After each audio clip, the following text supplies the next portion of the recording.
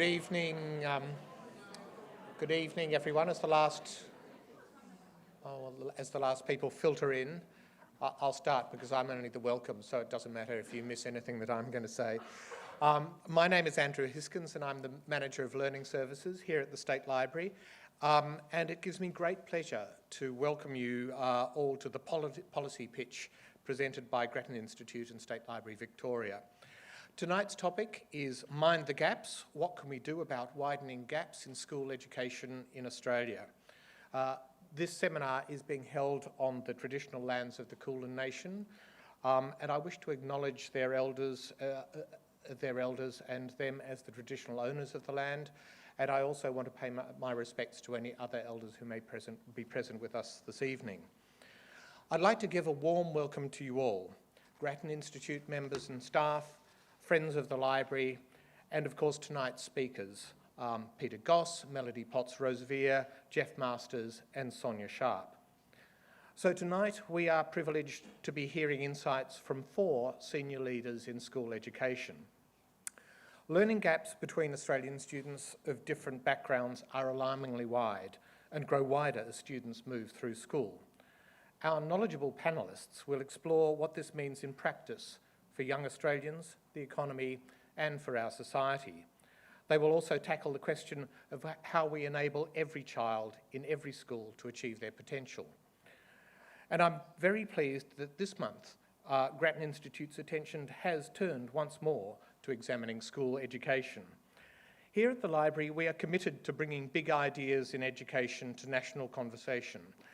Working with the Koshland Innovation Fund, we have developed the Australian Learning Lecture, or ALL, which is a 10-year joint project designed to strengthen national conversation about learning in Australia and for all Australians. And along the way, we've had very interesting discussions with a number of the panellists, with Pete, with Melody, and with Jeff, and Sonia. Clearly, I think we will have to have a conversation as well. And in our broad range of learning programs offered here at the State Library, we endeavour to engage young people in critical thinking through the development of research skills, and our writing programs foster literacy and communication skills, supporting best practice in writing both for and by young people. And we also offer programs which build the capacity of teachers and adults to support young Australians' educational development. It's very satisfying to see so many people here this evening to hear about this important issue. Peter, Melody, Sonia and Jeff, I'm looking forward to hearing your observations and solutions. And I'm now pleased to introduce Dr. Peter Goss, School Education Program Director at Grattan Institute, who will introduce the panellists and lead the discussion. Pete has over 10 years of experience as a strategy consultant, most recently with the Boston Consulting Group, advising federal and state governments on service delivery innovation. He has worked with Noel Pearson to improve education outcomes for Cape York primary students and advised the federal government on the future of education, of international education in Australia. Recently, he wrote the Grattan report titled Widening Gaps, What NAPLAN Tells Us About Student Progress, which of course is the starting point for our conversation this evening. So please join me in welcoming Pete.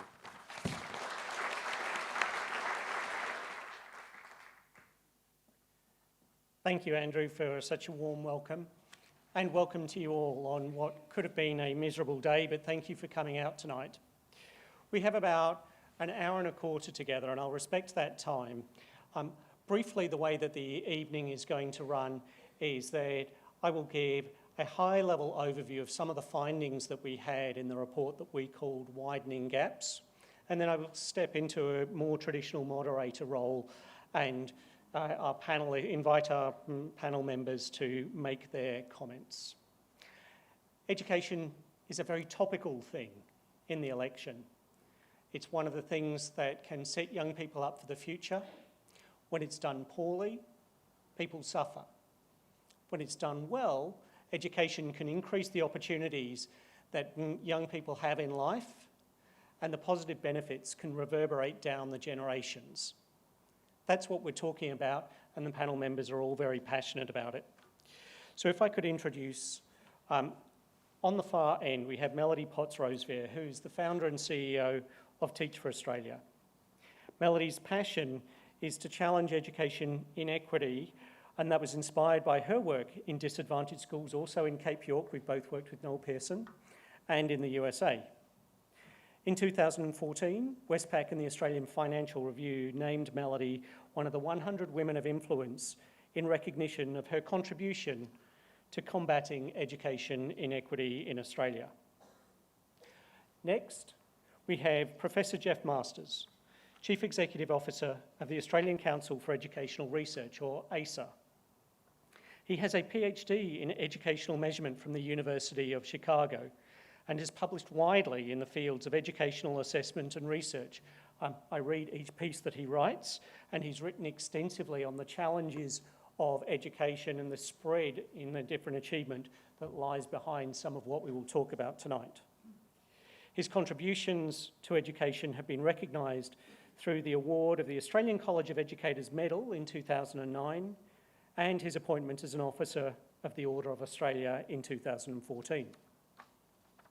Sonia Sharp, on my near side, is currently a principal in Nous Group's public policy practice. She's worked at an executive board level for the past 17 years in the UK and Australia across all aspects and levels of policy and delivery for children, young people and families. She's also a chartered psychologist, having taught in mainstream and specialist schools, and was Principal Research Fellow on a national anti-bullying program. Three quite different perspectives, three very deep sets of experience. Could you please join in welcoming our panel?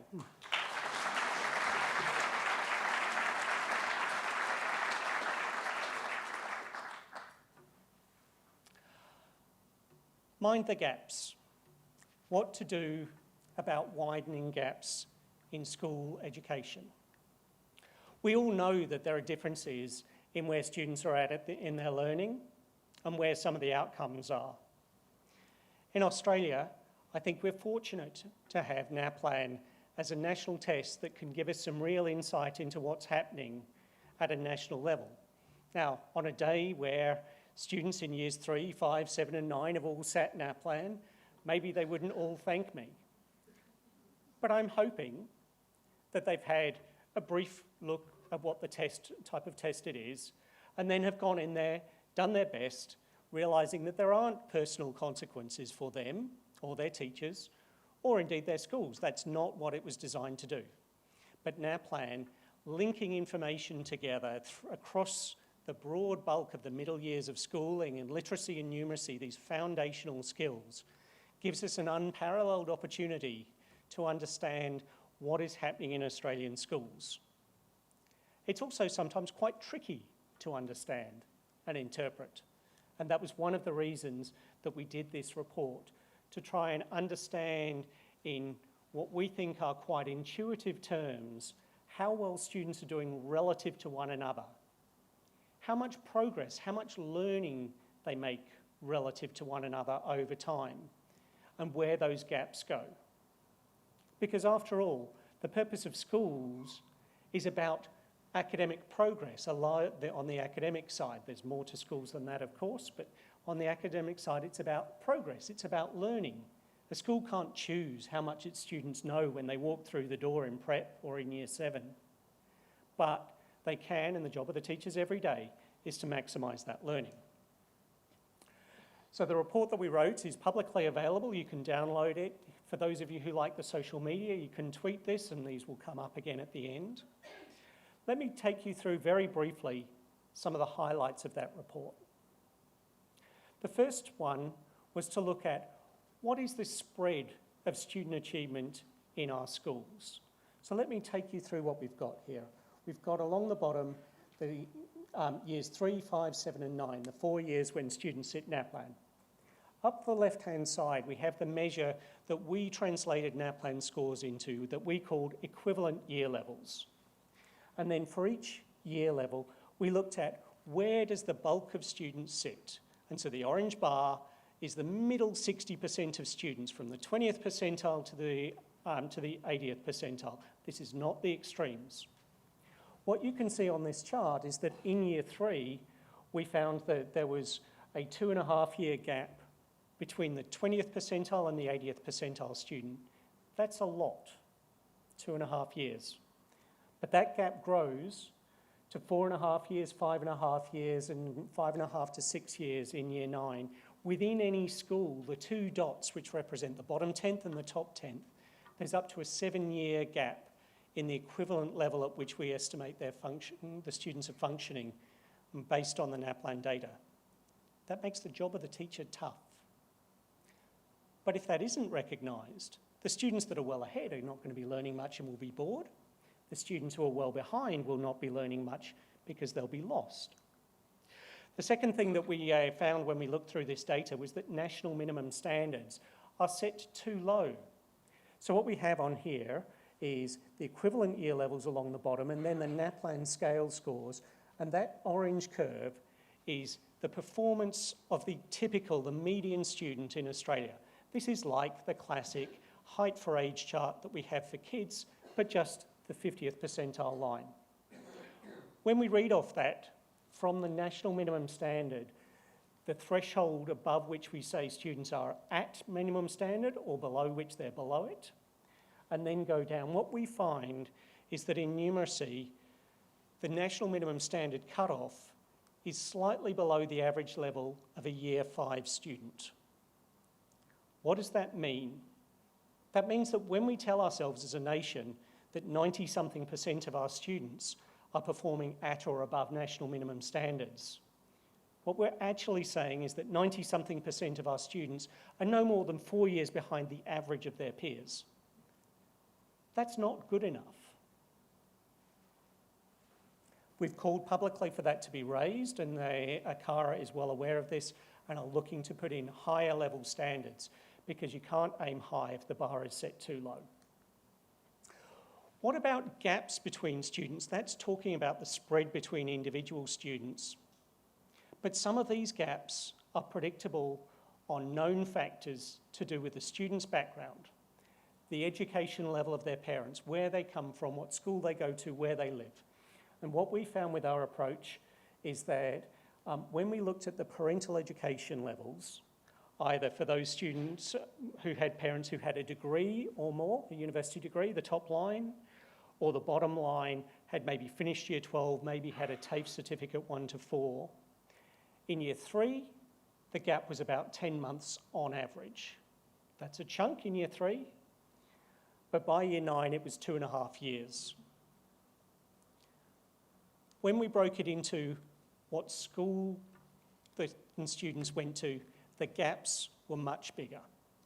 When we looked at schools with the top quartile of the student body and the bottom quartile in Victoria, and this data is all collected and it's all public through the NAPLAN tests, we found that the gap went from 1 year, 3 months in year 3 to over 3.5 years on average, depending on the school that students went to. The last thing we did, because some people will say, but different students have different levels of natural ability and you can't do this, you can't control it that way, is we did control it for that. We said, let's take 3 groups of students, those who did not so well in year 3, which is on your left-hand side, who did at the average in year 3, in the middle, and then students who did well in year 3 on the right-hand side. And that's shown because in year 3, all of them start from the same level. Even from the same starting point, in year 3, there is a very big difference in where students end up by year 9 based on what school they go to.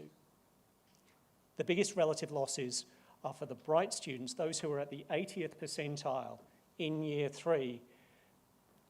Every student deserves to have their learning maximised, and if we're going to be an innovative society, we need to make the most of the human potential of every bright kid on the right-hand side, and they are losing up to 2.5 years compared to people who did no better than them in year 3.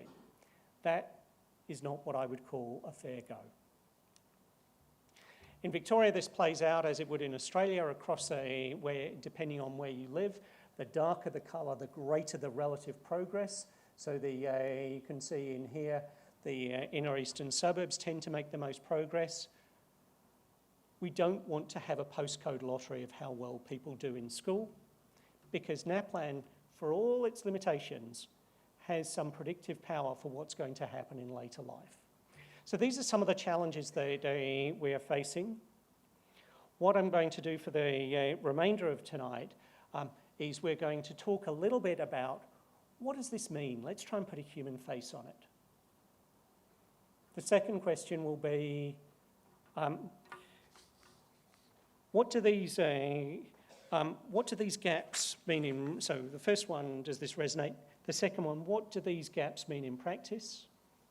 The third one, what can we start to think about doing about these gaps?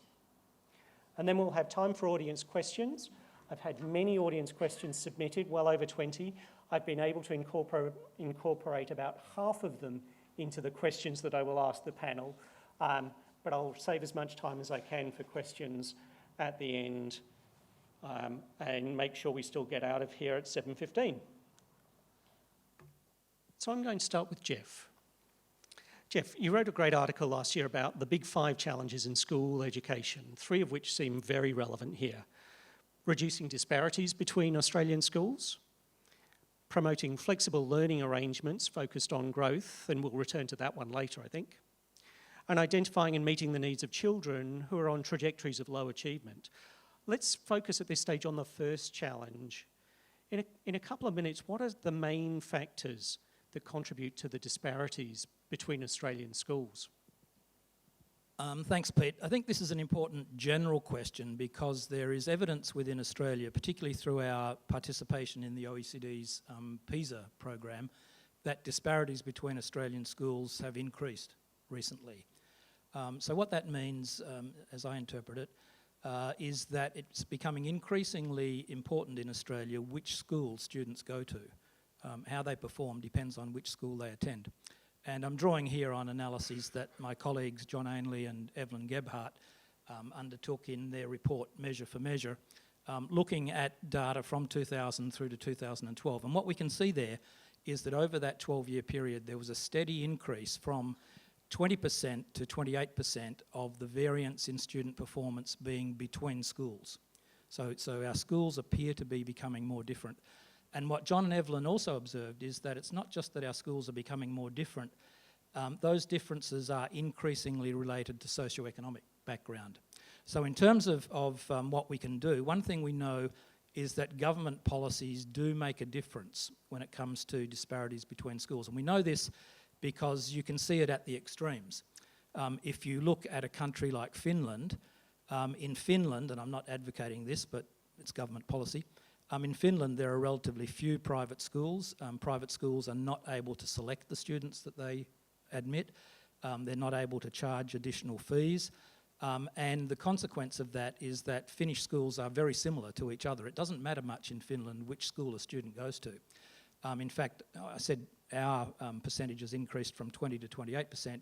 In Finland, it's bounced around between about 5 and 9% of the variance being between schools. At the other extreme, you have governments that have introduced other policies, for example, to stream students into academic schools and vocational schools, and where there's a decision of a structural kind that governments take, you can see even greater disparities between their schools. Their schools become even more different. So the general point I'm making here is that policies can make a difference, and the things that we need to be really paying attention to, I think, in Australia, apart from the fact that there is this trend underway, we need to be thinking about what's often called residualisation, students being residualised, less advantaged students, lower performing students ending up one way or another in particular schools, more advantaged, higher achieving students ending up in others. So we need to be thinking about that whole issue of student residualisation.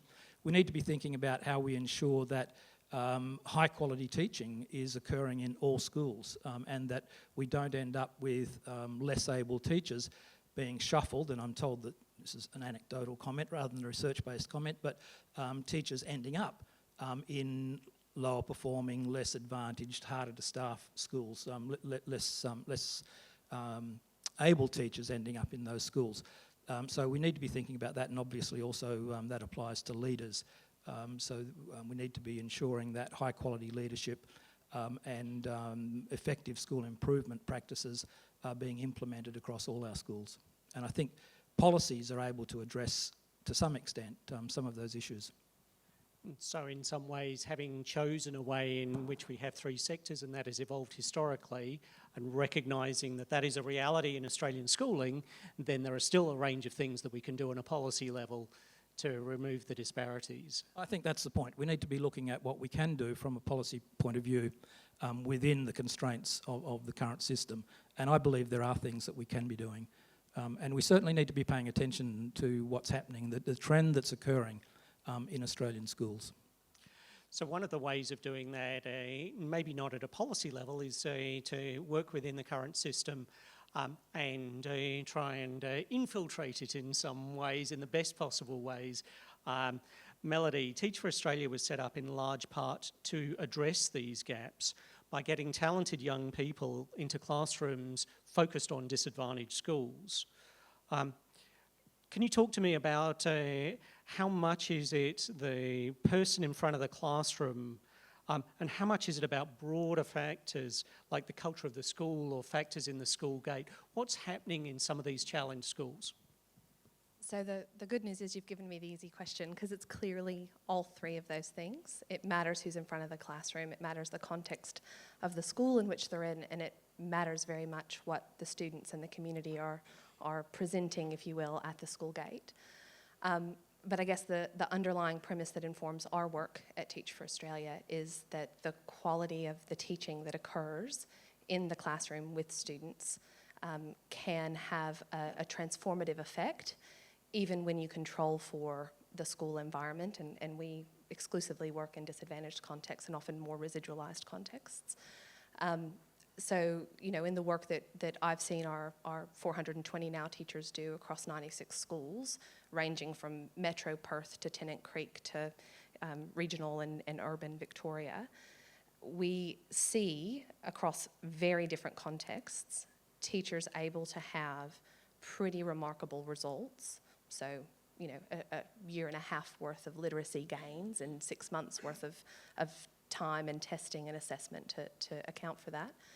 And we know from the international research that, you know, school effects, whether that's the teacher or the leadership, the combination of things that happens within schools can range from between 30 or I think the late Dr. Ken Rowe estimated even as high as 60% can be attributed to the school effect. So when you think about where it is that we want to try and intervene in what is a very complex context, particularly when you're talking about disadvantaged and you know, schools serving lower socioeconomic communities, I don't think we can underestimate the power of the teacher, but I don't think that the teacher as a hero is necessarily the context, the sort of policy setting that we need to have a more equitable set of outcomes for students. And I'm going to pick up on that and throw a couple of related audience questions to Sonia.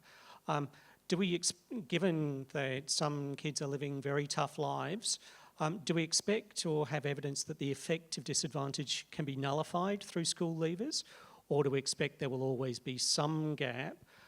Another way it was put was, would educational policies alone redress these achievement gaps, or are more general social policies needed? Okay, I think we've heard that, and we know that there's lots of research that says that intergenerational poverty and growing up in disadvantaged circumstances does have an impact, a lasting impact.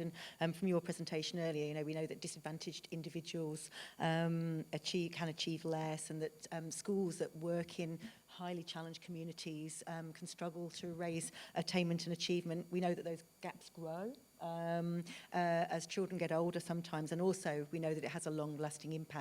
However, there are individual schools and individual teachers who make a massive difference and who genuinely do close that gap. And we see examples of those around the world, and we see them here in Victoria.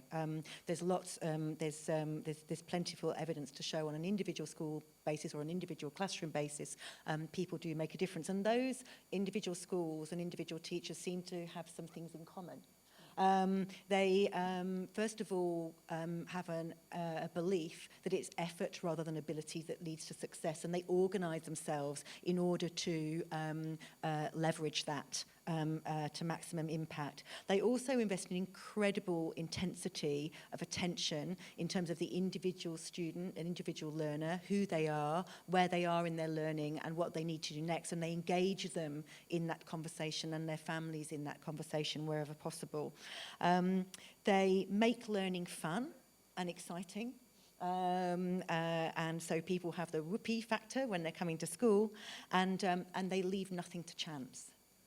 So that intensity seem to be some of the factors that make a difference. There are also some systems that seem to make a difference. So recent outcomes and reports on Vietnam, for example, where 19 out of 20 10-year-olds are achieving significantly higher in maths and other areas than their counterparts in similarly poor economic backgrounds. So we can make a difference.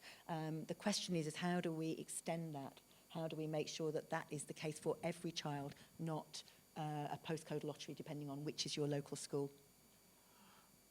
Before we go into the next phase, by audience request, I'm going to touch on an important area, the issue of specific learning difficulties, which includes, for example, dyslexia. And the questions broadly, one was around what is the scale of these specific learning things? Because in a sense, the prescription you gave of what good teachers do would apply to the whole population, disadvantaged otherwise, but where there are specific learning difficulties, something more might be needed.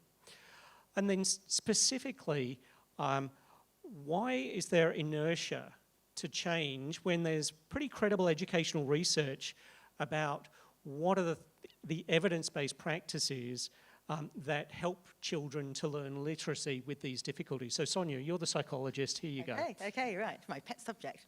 So anyway, lots of children struggle to learn to read. It isn't unusual.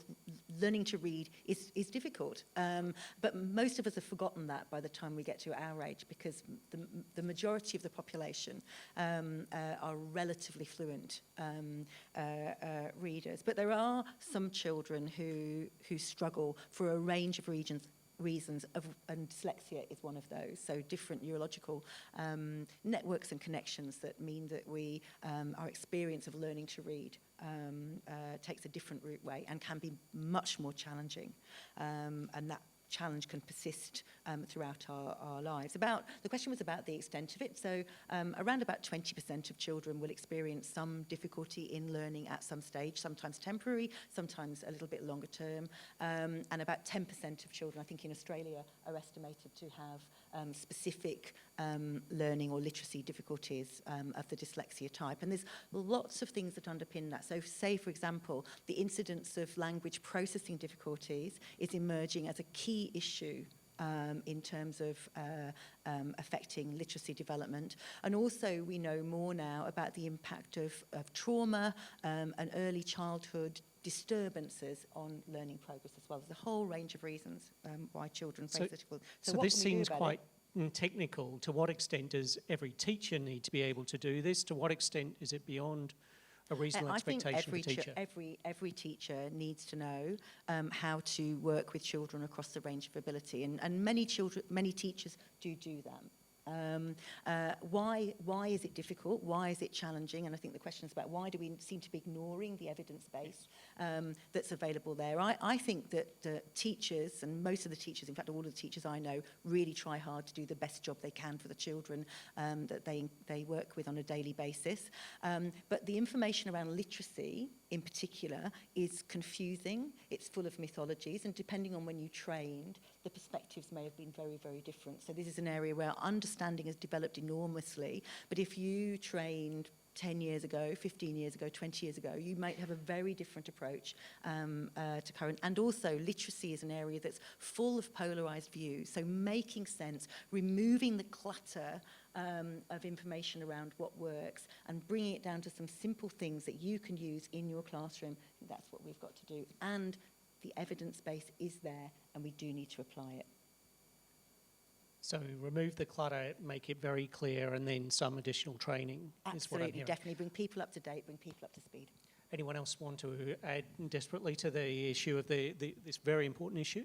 I would just add that I've never visited and observed a classroom with one of our teachers where there haven't been learning difficulties very, very present. And so the ability, whether it's through initial teacher education degrees or through further training to be provided as we learn more about the evidence base and about the underlying learning difficulties, to really help teachers stay abreast of that knowledge and what to do about it, and how to use whatever additional supports may come with the child is paramount. I mean, I think it is on teachers to have that knowledge, but it's also on the system to be able to kind of cut through the chatter and actually provide the clear instruction to the teacher about how to work with that. So now we're getting down into the heart of it. What happens in classrooms? What are some of the genuine challenges that are faced? Because while policy can clearly make a difference, the practices that teachers do in classrooms, the minute-to-minute decisions that they have to make with 20, 25 children in front of them, that's where the game is. So I'm going to throw this one to Jeff. I put up some information there on a 5 to 7 year gap in a classroom. You've written on this. What does that mean? What are the academic implications for the kids who are either well ahead or well behind the average in a classroom? Thanks, Pete. Well, the way that I think about this is that we're continuing in our schools to organise learning along an industrial or an assembly line model of schooling. And by that I mean we organise children basically into age groups.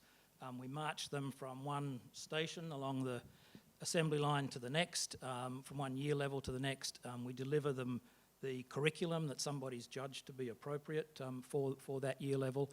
And all of that might be fine if children were more or less at the same point in their learning. But we know that that is very far from the case. We know that the most, as you've been saying, the most advanced 10% of children starting any year of school are at least 5 years, maybe more, but at least 5 years ahead of the least advanced 10% of students in that year level. So I sometimes say if schooling were a running race, at the beginning of the year, we already have students spread out along the track towards the finish line, and they're spread out over 5, 6, 7 years of school. And it's inevitable, it's predictable what's going to happen. The students at the back of the pack are going to struggle. They tend to struggle year after year. They end up achieving low grades because as part of this industrial model, we require teachers to judge and grade students on how well they're performing, so that they're all being judged and measured against the same finish line, and teachers are required to do that. And so what we end up with is some students towards the back of the pack who are there year after year after year. They get a D this year, a D next year, a D the year after. And we are not helping them see, in doing that, we're not helping them see the progress they're making, and worse, we're sending them a message potentially that there's something stable about their ability to learn. They're a D student. So it's not surprising to me that we have many students who become disengaged and eventually drop out of school in some cases, become disenchanted with the whole game of school. But at the front of the pack, there's a different problem. At the front of the pack, you have students who are going to get to the finish line often, not always, but often just by cruising, by not making a huge effort. And we know, there's research evidence that says some of the least annual progress is made by our most advanced students. So I think we have a potential problem at both ends of this pack that I'm talking about. Students who are being judged to be poor learners, who are being sent the wrong messages year after year, who are unable to see the progress they're making, because the truth is they are making progress. It's just that we don't always help them see the progress that they're making. And at the front of the pack, we have some students who are coasting. And who are not being stretched and challenged. So this is a long-winded way of saying I really think we have a problem. In my view, it has its origins in the way we structure school, the way we think about learning. We think about learning as success on a curriculum that we've specified for an age group or a year level, rather than thinking about learning as successful progress that students make. And our expectation, last sentence, my expectation, our expectation should be that every student makes excellent progress in the course of a school year, for example, regardless of their starting point. totally agree, and I wanted you to hold the thought on whether we need to break this industrial model, because we'll get back to that towards the end. So that, I think, it's a superb description of the challenges that are happening in each and every classroom with the students spread out across that track. What about some of the widening gaps between students of different backgrounds? And I'm going to throw this one to Melody. What are some of the broader social and economic consequences of what we're seeing? So, I mean, we know that kids who are in the lowest socioeconomic quartile, 40% of them won't finish year 12. So economically, what that means for them is that their choices in life are constrained, their economic, their earning potential, income potential is constrained. But just building on your point, Jeff, about the sort of the running race and have you got to the finish line versus have you made substantial progress?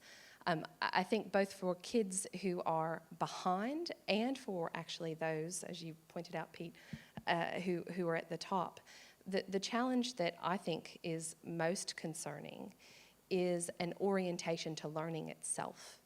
So we see, there's been a lot written about growth mindset, and I think that the kids who are at the sort of beginning of the race, the front end of the race, part of what actually happens is they themselves end up with a fixed mindset because they're not seeing the challenge in learning, and they come up with a narrative around, well, success, I'm just a smart student, and they actually then don't stretch themselves and challenge themselves, and this happens regardless of the economic profile of the school.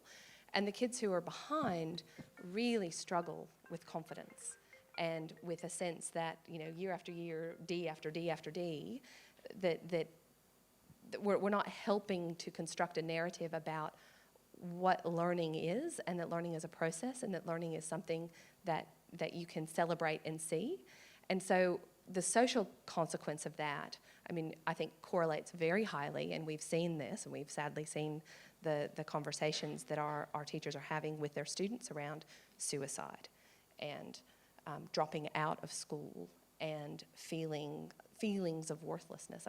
All students, depending, irrespective of how well they do at school, can feel those things, but I think it's particularly acute when year after year after year you've been told that you're not making progress because your grade is in effect that judgment.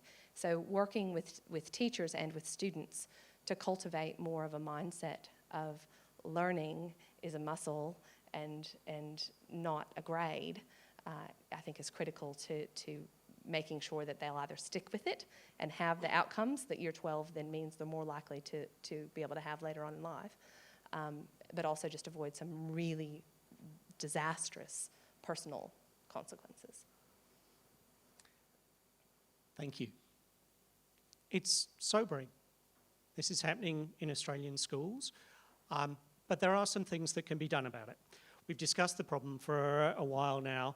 None of us up here would be doing the work we do, nor I suspect many of those in the audience, unless we believed that change was possible and that your background is not your destiny. I'm going to kickstart this next phase before we move into question time with a particularly challenging question from an audience member. If you could change one thing to reduce the gap in achievement between students of different backgrounds, what would it be? Now, there are no silver bullets in education, but a question like this does focus the mind. So the one or two sentence, Sonia, Jeff, and then Melody, and then we'll dig it a little deeper. It's a great challenge just to come up with one thing, but I would say start early.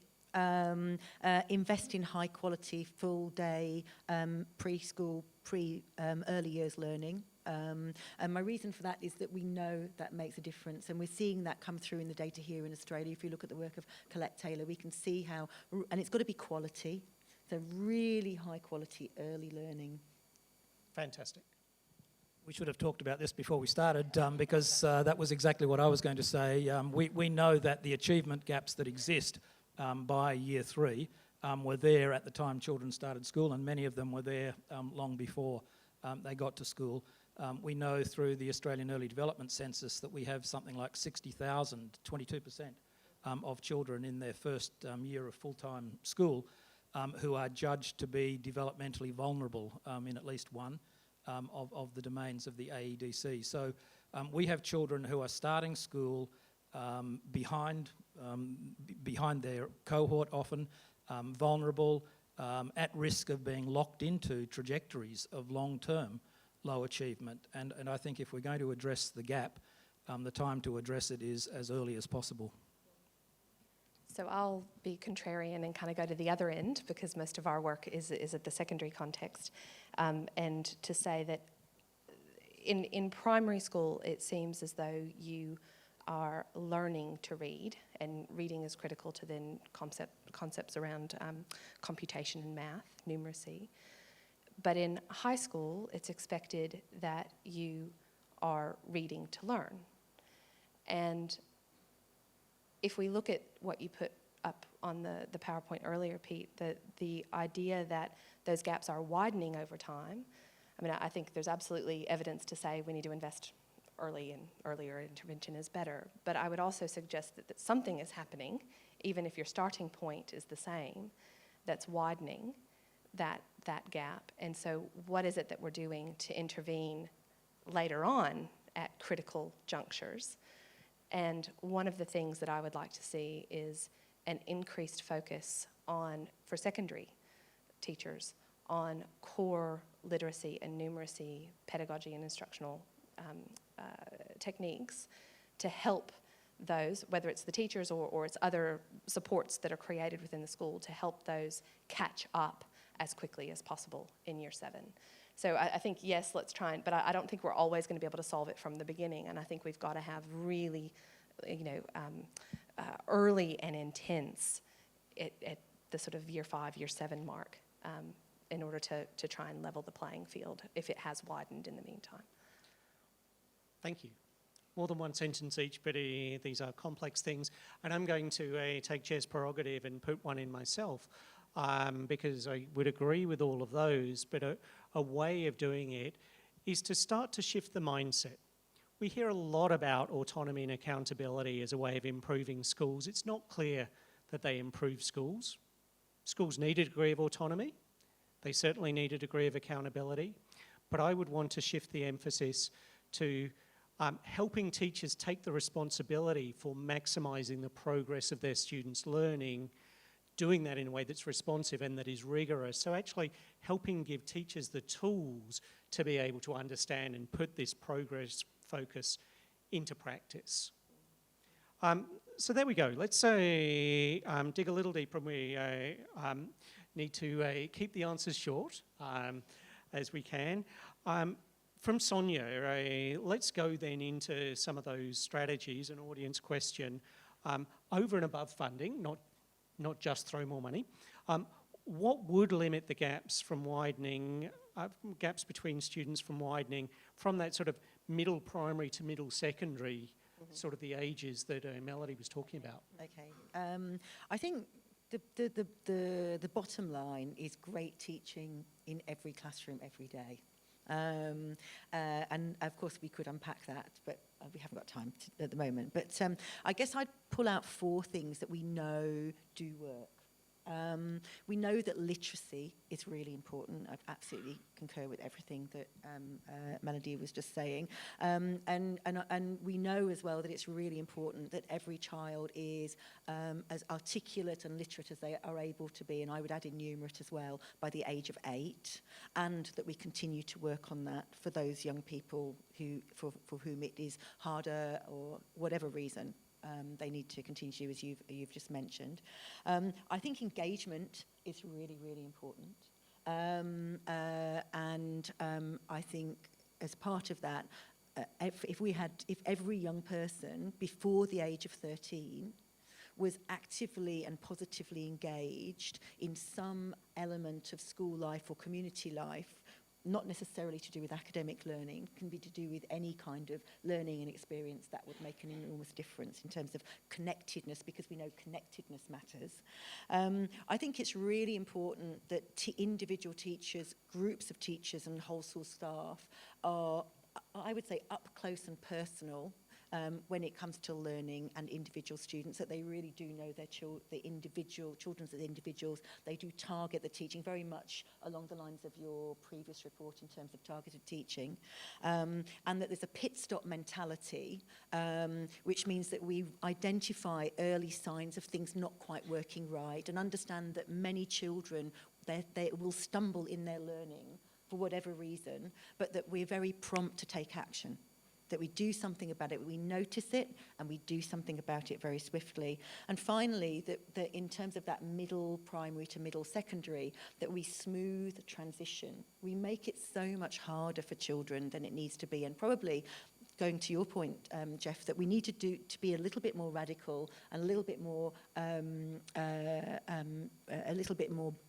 little less boundaried in how we move from primary to secondary school, and have more of a blend of that generalist, good pastoral and specialist teaching, probably throughout children's lives. So this is sounding like there are some things that every individual teacher needs to do, but some things that happen at another level. That I think, and Melody, you said earlier that it's not about hero teachers. That's not a way to get a system. Jeff, ACER developed the National School Improvement Tool, that next organisational unit. With that, with the data you've gathered, what are the improvement strategies at schools that would make the most difference? Well, I think we know that the things that really make a difference in schools are the quality of the teaching and the extent to which the schools are focused on addressing the needs of the students in the school. So identifying their needs and doing what can be done to address those needs. So I'm really picking up, Pete, from the point I made a little while ago, that what we need in our schools are high expectations of all students learning. We should expect every student to be making excellent progress, and we can't afford any longer, maybe last century we could, but we can't afford any longer to be writing some students off as inevitable failures in our system. We need to be expecting that, we need to have a deep understanding as teachers that they are capable of making progress if we can get the conditions right, if we can engage them, motivate them, provide them with appropriate learning conditions. Every child is capable of making progress in their learning, and maybe over time achieving high standards as well. So it's about expectations, and it's about seeing teaching as a process of establishing where students are in their learning and trying to meet them at their points of need.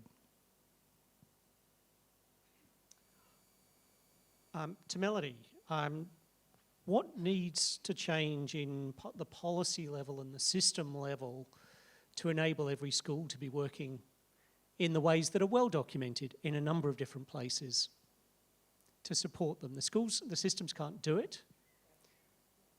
Can they get in the way? What's going on? I think schools have to exist within some framework of a system. We want to know that there's a curriculum that, broadly speaking, is going to give our kids not just the content but the competencies to be, agents of their own destiny, as well as productive and contributing members in society. You gave me the hard one. I think that there's a couple of things that we've seen. The first is that there's been a lot of emphasis, for example, in initial teacher education about what needs to change. But I don't know that systemically, beyond our kind of broad framework for how teachers themselves might progress in terms of standards, that there's been an underlying set of resources and tools and almost kind of self-help of how to go about continuing to build from an early entrant into teaching the kinds of skills necessary for the kinds of interventions that Jeff was just talking about. So, how do we continue to develop as a system and then use as schools and teachers the assessment tools that are out there to help us know exactly where students are and exactly where they're not getting concepts so that we can intervene quickly. I don't know that those things systemically are as robust as they could be, which is kind of to your point earlier in your earlier report, Pete, of targeted teaching. So what's happening? Are schools just making some of these up themselves? Well, no. I think that there are some, but they're not enough, and they're hard to access and pull together. So I was just at a meeting of some of the early career teachers that we're working with through a program called Teach to Lead. And sitting around the dinner table, it was amazing to hear their stories of how it was very difficult to pull together the information that they wanted to have at the start of the year when they've got their roster of kids about where they were the previous year, what other things are going on that ostensibly, you know, the system is collecting, and then to be able to have the various assessment tools ready and kind of able to be deployed that weren't just going to give them broadly how much they were going against the curriculum, but specifically what concepts they were struggling to grasp. So there's something about being able to kind of take the kind of curriculum-based view of the content and the progression in content with an overlay of competencies, which is, I think, maybe the industrial bit that we wanted to kind of avoid, but I'll take us there. The competencies that we want kids to have on top of that content that will ultimately mean they're successful in the world that we now live in. And then to be able to give teachers real-time ability to assess on both of those things so that the school can be the engaging place that it means. And the only other thing that I would add, and maybe this is a bit left of field, but I'm just increasingly, we were having this conversation before the night began, I'm increasingly impressed by the difference between, we talk about engagement, you know, schools need to be engaging, schools need to be welcoming of parents and of communities, and likewise for teachers. But I think we do much better in our sporting lives of being able to coach and engage students, again, around both skill and competence, than sometimes we are in our classrooms. I don't know if that resonates. Add something there. Please. Because I think that concept, I think the sporting and comparison is really helpful. And in sport, we have this concept of personal best. Yeah. And trying to beat personal best. And I think that's such a helpful and healthy context for And all growth the mindset, reasons that yeah. we've talked about in terms of that you can see your progress, and sometimes you don't quite make it, and other times you do. You have a sense of challenge, so you're pushing yourself, and so that you're pushing yourself and really challenging yourself, and also you are making progress, and it's progress from where you were to where you got to that day. Mm-hmm. So my last question before we throw it open to the audience, so we've got 20 minutes left, so a number of factors are coming together. I think there seems to be a consensus on this panel that a focus on progress really matters. That you need to be able to test that, and there are assessment capabilities now to understand that and see where students go to. That nearly every child is getting educated in modern Australia, and every child needs to be given the chance to reach their educational potential. We can't afford to leave any behind, as Jeff said. And then with technology, we've got opportunities to actually do things in some quite different ways. So Jeff, is now the time that we really need to make a sharp break from this industrial model that you talked about and really reimagine a school which is focused on personal best, where each student is focusing on building the competencies, because knowledge can come from Google to an extent. I do think that's a challenge. I think one of the reasons that we are seeing gaps increase as students move through school, one of the reasons we're seeing many students fall behind in their learning is, as I said earlier, because of the way we structure and organise schools.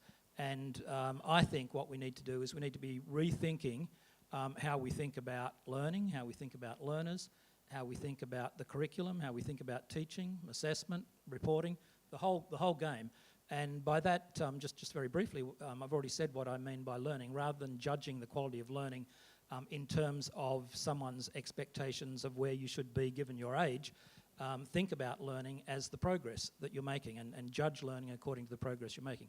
Rather than saying we're stuck with good learners and poor learners, and that's just the way the world is, let's start with a belief that every student, if we can get the conditions right, is capable of making progress. Rather than the job of teachers being to deliver the curriculum for the year level, let's think about the role of teaching as identifying where students are up to in their learning and then trying to target learning opportunities to where students are. Rather than thinking about assessment as the process of judging how well students have learnt what I've just taught, let's think about assessment as an integral part of good pedagogy.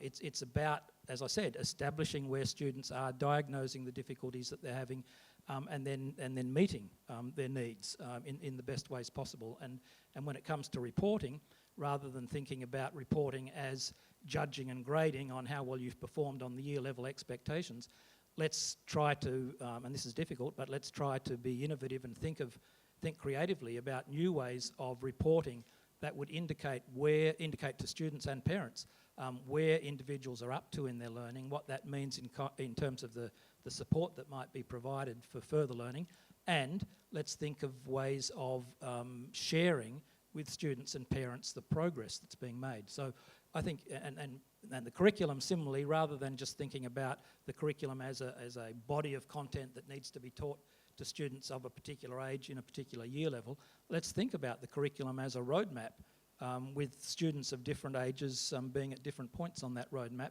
And it's important that we understand the roadmap, the nature of learning within a domain of learning in a lot of detail, so that we can identify where students are and we can think about what strategies, what teaching is going to be most effective in moving them forward. I'm going to hold that there because I do want to get to the audience questions. And my observation, I would agree with very much of that. I've written some pieces. My observation would be that there are patches of this in Australia. There are some really hopeful elements, but as a whole school education system, we have a very long way to go. Now it's up to your turn. I've tried to incorporate some of the questions, but do get in early because there will be a limited number of time. We've got a limited number of questions in the time. But who from the audience would like to kick us off? We have one down the front here, and there's a microphone so that we can hear you. Sonia, I really liked your how you spoke about connectedness, and Jeff about engagement, and Melody about autonomy. A link between all of those things is that it's about supportive behaviour from a humanism sort of concept. I'm interested to know what you think about the funding mechanisms that we have in Australia, because that's something that's probably a little bit easier to measure than measuring human supportiveness. So do you think there's a chance that bipartisan funding reform may be able to help assist some of the gaps we have in education in Australia? I'm going to jump in there and take that as the question. Jeff, are you willing to dive in here? I'm happy to have a go at that. Look, I think the important question for me is what we need to spend money on. We know that as a nation, we are slipping backwards in some important respects. Achievement levels are going down, disparities are increasing between our schools, teaching is becoming a less attractive career option among our most able school leavers, so, and we could go on. We're actually sliding backwards in some significant ways. So we need to be thinking about how we use our available resources and limited resources to address the most pressing challenges that we have. We know that in Australia we have significantly increased spending on schools. We've spent it on things like, well, you know as well as I do, reducing class sizes, school halls, flagpoles, laptops, on and on. While we've been doing that, we've been going backwards. So one thing's for sure, more money alone doesn't make a difference. It's a question of how the money's spent. Now, I'm not saying we don't need to spend more money on our schools, but we need to spend it intelligently, and for my money, we need to be spending it to address the challenges that we now see, which I think are quite urgent. I mean, we've actually slipped as a nation over the last 12 years from being near the top of the world to being not much better than average among OECD countries. The decline in mathematics, for example, at 15 years of age has been really dramatic. What do we think about that as a country? Are we happy with that? What should we be doing? And so I'd be targeting money to address some of the declines that we're currently observing. And I'm going to pick up and follow on with Sonia on that one. Jeff, you made the point that the variation between schools has grown. That's what we saw in our data, that there is a very big gap. Do we need some really tough trade-offs? I think we do. I think we need to focus on building capacity in each and every school. There are some trade-offs to be had, and we know that generally speaking in Australia the size of schools is relatively small. And that means that it can be a real challenge for leaders in a school and teachers in a school to create a viable environment where people have the flexibility of resources to be able to really do things that make a difference. But at the end of the day, I do have a belief, and I guess my experience supports this and the data supports this, that it is possible to have a system where there is great teaching every day in every classroom. And there is that intensity of focus on the individual child that makes a difference. And there's some incredible things happening. I mean, here in Melbourne, I was talking, I don't know if Peter Hutton's in the audience, it's really difficult to see, but to the principal at Templestowe College. And there, students from year 8 choose their curriculum, they choose the pace at which they study, they choose the teachers that teach them, because it's recognised that actually sometimes we do get on better and are more inspired by some people than others, and we connect with them in a different way. So it is possible to do things in a different way, in a radically different way, in a better way, with the resources that we've got. And I'm keen to go and find out more about that particular school. Gentleman up the back. Ralph Katz from the University of Stirling in Scotland, but that's only recently or relatively recently, and thank you for the chance to catch up on some of the developments in Australia. I want to ask a question, because I don't know the answer to this, about the secondary curriculum here, and in particular engagement with linking social capital for the bottom 1 to 5%, the most marginalised and the ones with multiple causes of deprivation. And what I mean by that is bringing mentors in for these young people in the school to help them change their expectations about their options for life, and engaging them in curriculum activities that take them out of school into the community in constructive learning exercises where they meet people in employment and who can offer them avenues towards employment. Has any work been done in Australia in that regard in the recent decade? Do you want me to start off there? Yes, anyway, so yes, indeed, and there's still more to be done. So in the Australian schools, one of the things that I've noticed whilst being here is there's a really good blend of vocational and academic learning streams in education. So it's very possible for any student to pursue an academic interest and also a vocational interest at the same time, rather than a segregated approach that perhaps we see in some other systems. And I think that's of great benefit. I think the area that we can go further with is those links between people in the workplace and actually having coaches and mentors in school, working alongside students, engaging students in real projects and real challenges alongside employers. So I think we can take it a step further so that we really ensure that every child is both world ready and work ready. I would add to that, and then I'll throw to you, Melody, for the most challenged 1 to 5%, some of this, it really helps if the support is beyond school. The Smith family is a charity that is focused entirely on education. They do a lot of very good evidence-based work. They now have 30,000 children, that is 1% of Australian students, that they support from about age 6 up to the time they get to university. They work with the families. They talk about it as a scholarship, really aiming for the high aspirations and then linking in with the school to raise those expectations, to make belief possible, and then to provide interventions where needs be. So there's some encouraging things at the interaction. But Melody, you wanted to add something as well? I was actually going to mention Smith Family. There's also an organisation called the Beacon Foundation that attempt to do other linkages between local business and communities and schools. But what I'm also aware of from some of the work that our alumni are doing is that in the context of year 10 here in Victoria, for example, there's an expectation that students do work experience. But I think that the statistics are that only some 54% of them take up that, even though it's part of the year 10 expectation and curriculum. And so you can imagine what percentage and the kinds of students in the kinds of schools where the other, broadly speaking, 50% don't take that up. So I think it's very, very ad hoc, where Smith Family have the opportunity to have those school and community partnerships, where Beacon and others, I don't know how targeted it is systemically on those young people. Gentleman in the fourth row, and then I'll go down here, and then who else has got their hands raised? So. Hey, so I'm a third-year university student just finishing up this year, and I just wanted to hear your thoughts on how can we make teaching a more attractive career for students. So there's lots of high-achieving students that would love to go into teaching, but there's huge kind of social barriers to going into it due to the kind of stigma and the work that TFA does is a great way of alleviating that. But how on a large scale do we promote teaching as an attractive career to bright students?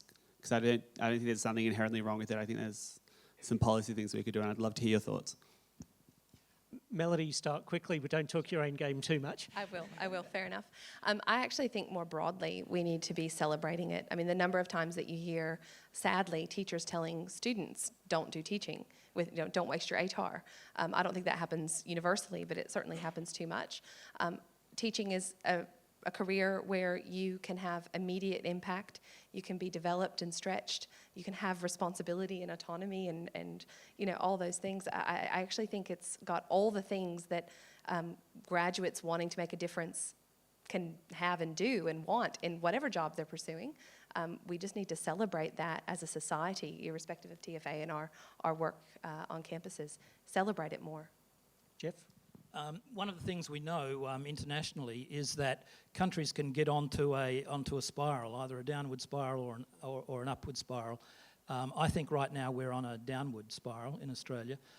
We can see actually from year to year currently in Australia that we are choosing more and more of our future teachers from students with ATARs below 70. So it's quite measurable.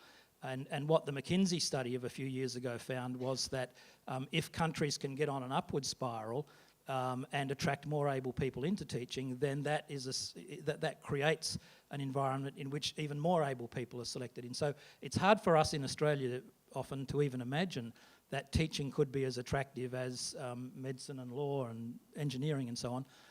But in some countries, that's exactly what's happened. And sometimes it's happened through deliberate policies of governments. Money's important, salaries are important in that. Controlling the number of people who go into teaching is often important. High-performing countries often do what we do with medicine. We control the number of people who are being trained to around about the number required. And what you see in countries that open it up is often it's that downward spiral that they get into, and people end up going into teaching because they didn't get into the course that they wanted to get into. So I think we have to be careful about trying to learn lessons from other countries and implement directly what they're doing.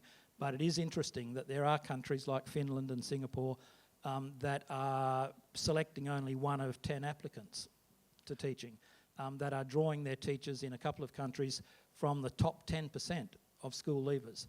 So we shouldn't give up on trying to do this. In fact, we have to, in my view, we have to reverse the current trend. And we have to start making teaching more attractive because it's a continuing downward spiral the way we're going, in my view. I think there are fantastic descriptions of the overall framing of it. I think there are some very practical things within schools. The worst school in a New South Wales country town that I visited, where one of the teachers was ready to quit and become a checkout chick. Loved teaching, pulling her hair out. With time, for understanding the sort of stuff we're talking about, with the tools, with the training to actually understand where the kids were at, to know whether they were making progress. She's now helping to train other teachers. The teachers there say their job is better when they are given the tools to do the sorts of things, because guess what? Pretty much every teacher I've ever met went into teaching to help kids learn. And if you can set the context so that more learning is happening in the way we've been talking about, and the teachers can see that and have the data and make that rigorous, then the job is incredibly worthwhile, is what I hear. On to the next question. I think we had one down the front. Who else has hands up? So I am okay. We have one over here next. Hi, I was just wondering if you had any viable alternatives to that industrialised structure, so the Templestowe individualised sort of model, or at the primary level there are multi-age classrooms. Using your race analogy, that might be putting everybody at the same starting point, a homogenised ability group, or do you equip teachers with the skills to handle that big gap in ability? Thank you. It's partly about a mindset, I think. I was speaking with a Year 7 mathematics coordinator in a school, and he said to me, what we do is we have students coming from many different feeder primary schools, but what we do is we put all students into the same mixed ability classes. We teach them the same Year 7 curriculum for 12 months, and that gives us time to sort them out. Well, these kids are coming in 5 or 6 years apart in their levels of mathematics achievement. So this idea that, I'm a Year 7 teacher, this is a Year 7 class, I'll teach the Year 7 curriculum, we need to break out of that mindset. I'm sure there are things, policies, structures in schools that we can change, but we also need to be working on mindset as well in all of that.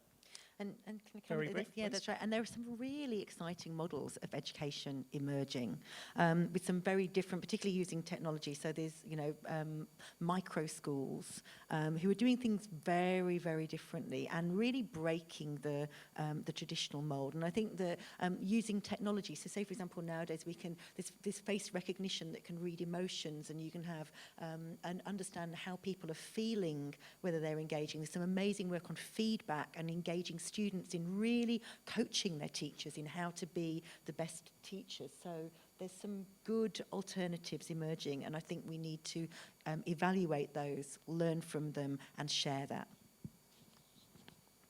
Question down the front here.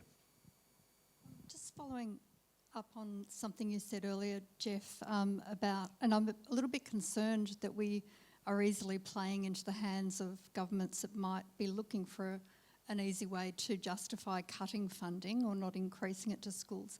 So I'm wondering if someone, especially in the measurement game, as you are, could comment on how we can start getting those bits of evidence about what's working into the public conversation and take it a little bit beyond this mantra of, well, we've spent money and we're slipping behind in relative terms. Yes. From my point of view right now, all the discussion, or a lot of the discussion, is only about money. It's about who's going to spend how much, which political party is going to spend more than the other, what the responsibilities of different levels of government are, how the revenue is going to be raised. I would like to see the conversation switch to some of the challenges that we face in education. If we're clear about those challenges, then I expect it's going to become obvious that we're going to have to find more funding to address some of these very significant challenges we face. But it's also true that we can't expect to just throw money at it and solve the problem. So it is a bit of a bind.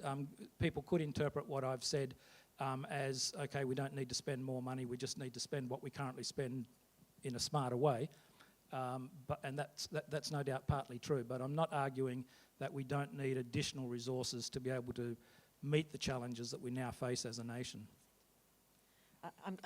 Peter said I can just have one sentence to add, which is the Social Ventures Australia are supporting the Australian Learning Toolkit, which is a really easy to access resource. You can click on it, you can see the evidence base behind something, you can see what works most, and understand why it works. So I would just recommend that as somewhere to go to have a look at.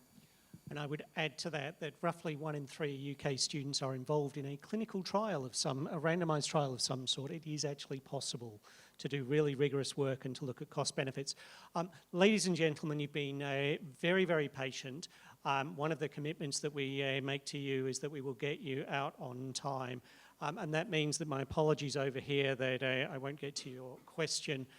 Potentially, my panel members may be willing to stick around for a brief discussion afterwards. But I would like to say thank you very much to you as an audience for being so attentive and for asking some very good and challenging questions. I would like to thank the State Library who helps Grattan to put on this policy pitch series of events so that we can talk to and hear from the public about the work that we do and some of the big issues. I'd like to thank Grattan sponsors who also make us and their affiliates who mean that we can operate and be genuinely independent, which is a very fortunate position to be in. And then there's a couple of people, Andrew McDonald, Alex Stott and others from the State Library who work behind the scenes to make these type of events possible, and to Andrew Hiskins. So thank you to those. But my final thank you is to 3 tremendous panel members for sharing their expertise, to Sonia, to Jeff, and to Melody. Can you please put your hands together?